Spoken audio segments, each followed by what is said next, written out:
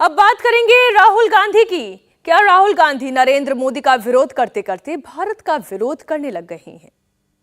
क्या राहुल गांधी विदेशी धरती पर जानबूझकर नरेंद्र मोदी का अपमान करते हैं? क्या राहुल गांधी ने भारत को बदनाम किया और मोदी को घेरने के चक्कर में अमेरिका और यूरोप तक से मदद मांग ली? सीधे कहें तो क्या राहुल ने भारत में डेमोक्रेसी खतरे में है वाला नैरेटिव लंदन में सुनाया और अमेरिका और यूरोप से मदद मांगी? बीजेपी के नेता कहते हैं राहुल गांधी ने बहुत बड़ी गलती कर दी, इस बार हद पार कर दी गई है। कांग्रेस के नेता कहते हैं कि राहुल गांधी ने क्या गलत कह दिया है? मोदी विरोधियों की फौज आजकल विदेशी मदद क्यों मांग रही है? क्या मोदी को हराने के लिए विदेश से मदद आ भी रही है? पॉलिटिकल बयानबाजी से आगे बढ़कर हकीकत क्या है, इस रिपोर्ट से समझिए। नरेंद्र मोदी को हटाने के लिए, पूरी दुनिया में मोदी को बदनाम करने के लिए अब की बार राहुल ने बाउंड्री पार कर दी। देश के भीतर नहीं, विदेश में जाकर बाहरी ताकतों से सीक्रेट सेटिंग कर ली। फ्रीडम ऐप से सीखकर आप कड़कनाथ मुर्गियों का पालन करते हैं क्या? अगर ऐसा है तो आप अपनी मुर्गियों को 1 करोड़ फ्रीडम ऐप के जो ग्राहक हैं उन्हें बिना किसी खर्चे के आप उसे बेच सकते हैं। 24 में मोदी को हराने के लिए राहुल ने किन ताकतों से मदद मांगी है? किन ताकतों को मोदी के खिलाफ 2024 वाली सुपारी दी है? 24 से पहले अगर हिंदुस्तान का कोई विपक्षी नेता सबसे ज्यादा डेस्परेट है तो वो है राहुल गांधी। राहुल के डेस्परेशन का लेवल यह है कि पिछले 3 दिन में उन्होंने मोदी के खिलाफ 3 अलग अलग नैरेटिव दिए हैं। नंबर 1, भारत में जीना मुश्किल हो गया है। नंबर 2, भारत में लोकतंत्र खत्म हो गया है। और नंबर 3 और सबसे खतरनाक, हिंदुस्तान को बचाना है तो विदेशी ताकतों से ही हाथ मिलाना है। पूरी दुनिया में कोई ऐसा मुल्क नहीं है जिसने हिंदुस्तान की डेमोक्रेसी पर सवाल उठाए हों। पूरा विश्व भारत के लोकतंत्र को पवित्र मानता है, लेकिन राहुल को हिंदुस्तान में पाकिस्तान, इराक और लीबिया जैसे हालात दिख रहे हैं। लंदन में माइक ऑन होते ही राहुल कहते हैं अमेरिका वाले आओ, मोदी को हटाओ। यूरोप वाले आओ, 24 में मोदी से छुटकारा दिलाओ। सोचिए, जो शख्स 136 दिन में 12 राज्य घूम कर आया, जिसने 4000 किलोमीटर से ज्यादा का राउंड लगाया, उस शख्स को अभी भी अपनी या अपनी पार्टी पर नहीं,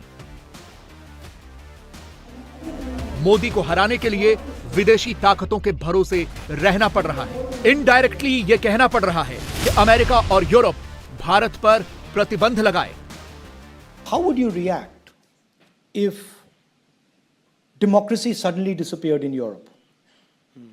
Right? You'd be shocked and you'd be like, oh my God, that's a massive blow to democracy.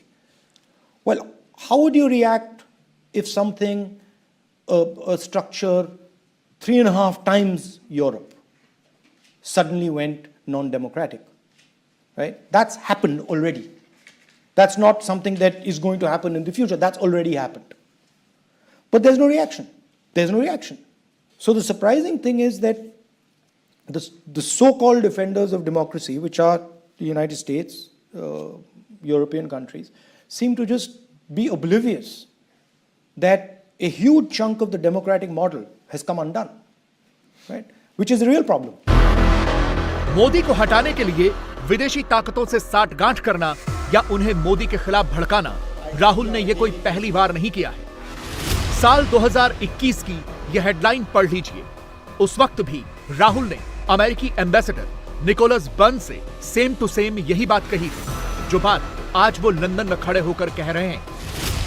Modi हटाओ मिशन के तहत राहुल ने एक बार नहीं, पूरे 7 बार विदेशी ताकतों से या तो मदद मांगी है या हस्तक्षेप की बात कही है। राहुल की पूरी टाइमलाइन हमने ढूंढ निकाली है।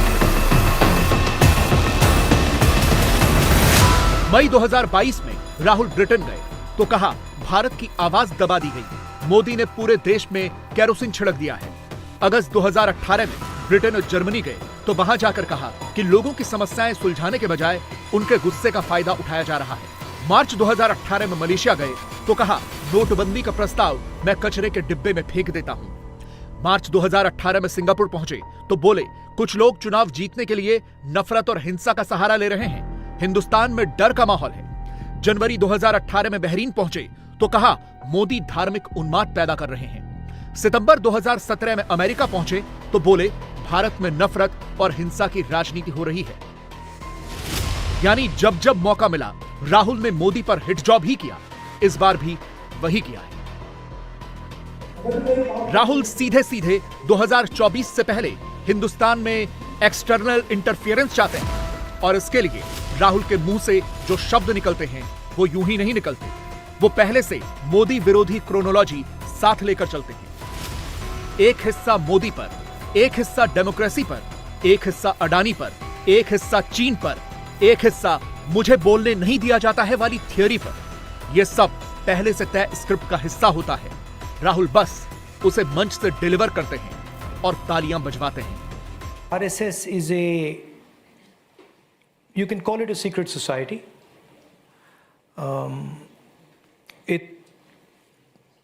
It's built along the lines of the Muslim Brotherhood, and the idea is to use the democratic contest to come to power and then subvert the democratic contest afterwards.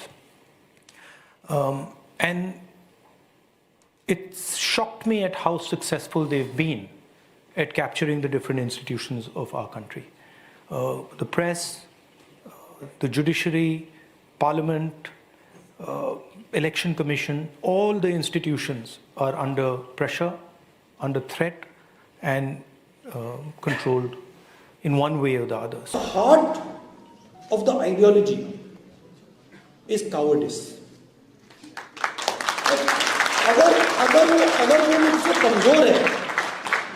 अगर वो मुझसे कमजोर है तो मैं अपने 5-10 मित्रों के साथ उसको पीट दूंगा। मगर अगर वो आरएसएस वालों से तगड़ा है तो फिर भाग जाते हैं। और सावरकर ने अपनी किताब में लिखा है, अगर आपने पढ़ी हो, जो उनकी किताब है उसमें लिखा कि एक दिन उन्होंने और उनके 5-6 मित्रों ने एक मुसलमान व्यक्ति को पीटा और उस दिन उनको बहुत खुशी हुई। तो देखिए, अगर 5 लोग एक आदमी को पीटते हैं और फिर उनमें से किसी एक व्यक्ति को बड़ी खुशी हो रही है, वो कायरता ही है। अगर लड़ना ही है तो एक व्यक्ति से जाके अकेले लड़ लो, मगर नहीं, 5-10 लोग सावरकर जी के साथ एक व्यक्ति को पीटते हैं। तो इनकी आइडियोलॉजी में यह भी है जो मैंने कहा था भारत छोड़ो यात्रा में, नफरत के बाजार में हम मोहब्बत की दुकान खोलने आए हैं।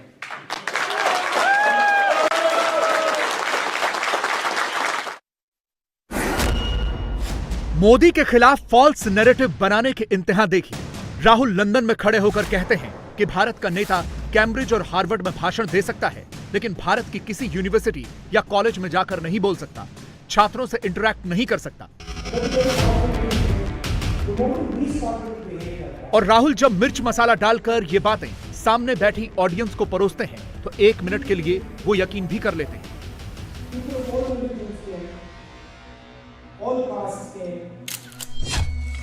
मगर विदेश में जाकर ये कहते वक्त राहुल इन तस्वीरों का जिक्र नहीं करते। यह किसी पॉलिटिकल रैली की तस्वीर नहीं है। हिंदुस्तान में छात्रों के बीच राहुल के इंटरैक्शन की तस्वीरें हैं।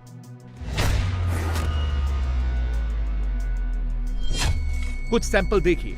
स्टेला मैरिस कॉलेज में Rahul, saint Joseph matric school में राहुल, पुणे में छात्रों के बीच राहुल, दिल्ली यूनिवर्सिटी में छात्रों के बीच राहुल, केरल के एक स्कूल में राहुल।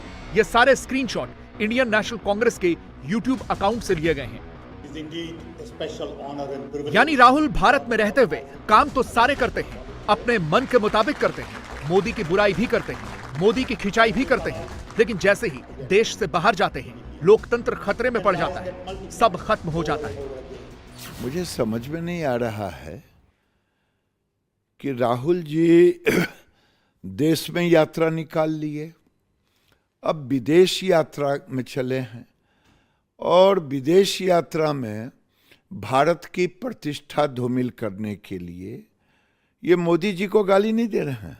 मोदी जी को गाली देना उनका कर्तव्य बन गया है, लेकिन ये देश की प्रतिष्ठा हनन यात्रा पर निकले हैं।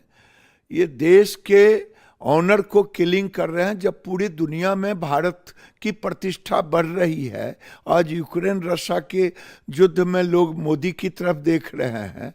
ये मोदी की गाली देते देते प्रतिष्ठा, अब देश की प्रतिष्ठा हनन पर निकले हैं। इनके डीएनए में ही वो लोकतंत्र की हत्या, तो अब तो ये शासन में है नहीं, तो इनको लगता है कि मेरे सिवा ये चाय बेचने वाला का बेटा, गरीब का बेटा प्रधानमंत्री कैसे, उसमें भी इसकी लोकप्रियता बढ़ रही है दुनिया में, तो दुनिया में चलो गाली दें। देश में तो गाली दे के देख लिया, यात्रा करके कोई फर्क नहीं पड़ा। सवाल यह है कि विदेशी धरती पर राहुल के मोदी विरोधी स्टंट का कोई फायदा हो भी रहा है या नहीं? जवाब एक लेटेस्ट सर्वे में मिल गया है। सर्वे में लोगों से पूछा गया कि मौजूदा राजनीतिक परिस्थिति में देश के भीतर वो कौन सी पॉलिटिकल पार्टी है जो बीजेपी का ऑल्टरनेटिव हो सकती है। इसके जवाब में सिर्फ 22% लोगों की राय कांग्रेस के पक्ष में थी, जबकि 30% से ज्यादा लोगों की राय ये थी कि बीजेपी को टक्कर देने वाला फिलहाल कोई नहीं। फ्रीडम ऐप से सीखकर आप कड़कनाथ मुर्गियों का पालन करते हैं क्या? अगर ऐसा है तो आप अपनी मुर्गियों को 1 करोड़ फ्रीडम ऐप के जो ग्राहक हैं उन्हें बिना किसी खर्चे के आप उसे बेच सकते हैं। राहुल ने देश में भारत जोड़ो यात्रा कर ली, फिलहाल 10 दिनों की विदेश यात्रा पर हैं। यहां भी राहुल मोदी मोदी ही कर रहे हैं, विदेश में भी मोदी विरोधी बातें ही कर रहे हैं। लेकिन इंटरेस्टिंग फैक्ट यह है कि खुद कांग्रेस के सपोर्टर्स भी राहुल से इत्तेफाक नहीं रखते। सिर्फ 40% कांग्रेस सपोर्टर्स को लगता है कि राहुल के चेहरे पर कांग्रेस पार्टी मोदी को टक्कर दे सकती है। कांग्रेस के बाकी समर्थकों को ऐसा नहीं लगता। 53% लोगों को यही लगता है कि गांधी परिवार से अध्यक्ष न होने के बावजूद कांग्रेस अभी भी पारिवारिक पार्टी है। 52% लोगों की राय यह है कि भारत जोड़ो यात्रा का मकसद कांग्रेस को फिर से खड़ा करना नहीं, बल्कि राहुल गांधी की ब्रांडिंग करना था। राहुल विदेश में जाकर लोकतंत्र खतरे में है का रोना रोते हैं, जबकि देश के भीतर 52% लोग कहते हैं कि कांग्रेस हर वक्त विक्टिम कार्ड खेलती रहती है। और ताजा सर्वे का सबसे बड़ा डेटा यह है कि 51% लोगों ने खुल्लम खुल्ला बोल दिया है कि राहुल गांधी आने वाले दिनों में कांग्रेस पार्टी को रिवाइव नहीं कर सकते। इंडिया टीवी हर वक्त हर जगह डाउनलोड करने के लिए सर्च करें India TV news Google play store या ऐप स्टोर पर।